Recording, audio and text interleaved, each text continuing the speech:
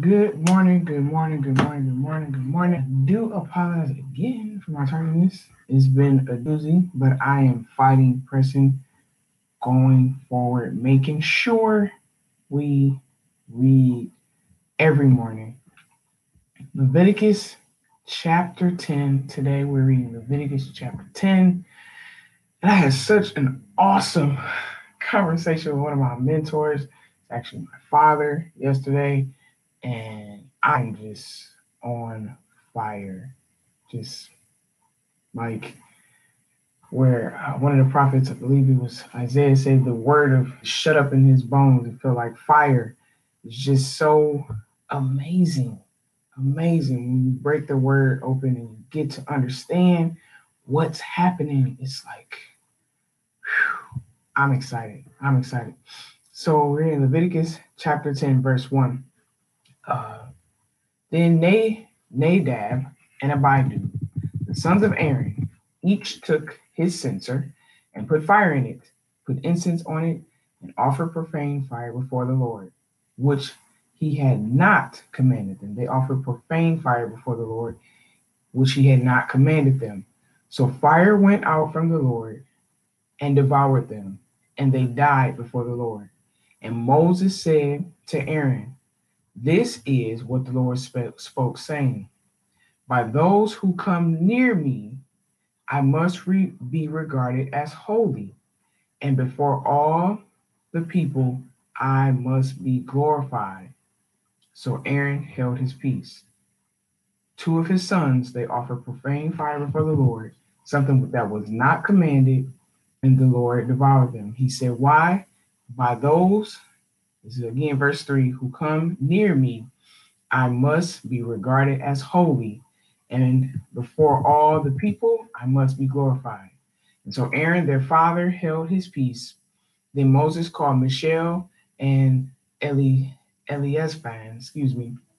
the sons of Uziel, the uncle of Aaron, and said to them, "Come near, carry your brethren from before the sanctuary out of the camp." So they went near and carried them by their tunics out of the camp, as Moses had said. And Moses said to Aaron and to Eleazar and Ithamar, his sons, "Do not uncover your heads, nor tear your clothes, lest you die, and wrath come upon all the people. But let your brethren, the whole house of Israel, bewail the burning which the Lord has kindled. You shall not go out from the door of the tabernacle of meeting, lest you die. For the anointing oil of the Lord is upon you." And they did according to the words of Moses. So he's saying they normally would tear their clothes when they would mourn someone. And so he's telling the priests to not mourn what that Nadab and Abihu had died, but let the house of Israel mourn and wail for them. Verse 8. Then the Lord spoke to Aaron, saying, "Do not drink wine or intoxicating drink, you nor your sons with you, when you go into the tabernacle of meeting, lest you die. It shall be a statute forever throughout your generations, that you may distinguish between holy and unholy, and between unclean and clean, and that you may teach the children of Israel all the statutes which the Lord has spoken to them by the hand of Moses." And Moses spoke to Aaron and to Eleazar and Ithamar, his sons who were left, "Take the grain offering that remains of the offering made by fire to the Lord, and eat it without leaven beside the altar, for it is the most holy. And you shall eat it in a holy place, because it is your due and your sons' due of the sacrifices made by fire to the Lord. For so I have been commanded. The breast of the wave offering and the thigh of the heave offering you shall eat in a clean place, you, your sons, and your daughters with you, for they are your due and your sons' due, which are given from the sacrifices of the peace offering to the children of Israel. The thigh of the heave offering and the breast of the wave offering they shall bring with the offerings of fat made by fire to offer as a wave offering before the Lord. and it shall be yours and your sons with you by statute forever, as the Lord commanded. Then Moses made careful inquiry about the goat of sin offering, and there it was burned up. And he was angry with Eleazar and Ithamar, the sons of Aaron, who were left, saying, why have you not eaten the sin offering in a holy place, since it is most holy, and God has given it to you to bear the guilt of the congregation and to make atonement for them before the Lord? See, its blood was not brought inside the holy place.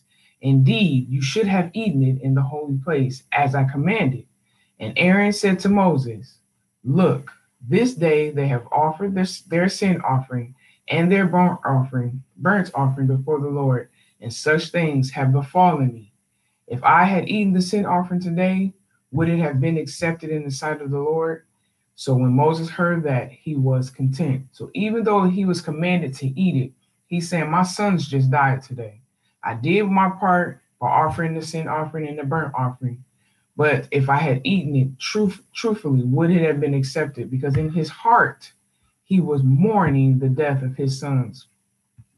So when I was reading this, because I went ahead again, almost like watching Netflix with your friends, right? I went ahead again and I read it, and I asked the Lord, I said, that was pretty deep. That's one of those where people say back then he would kill people for every little thing. And he told me, if you turn on a light in a room, where does the darkness go?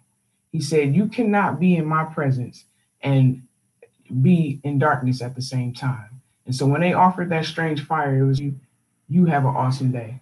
Peace.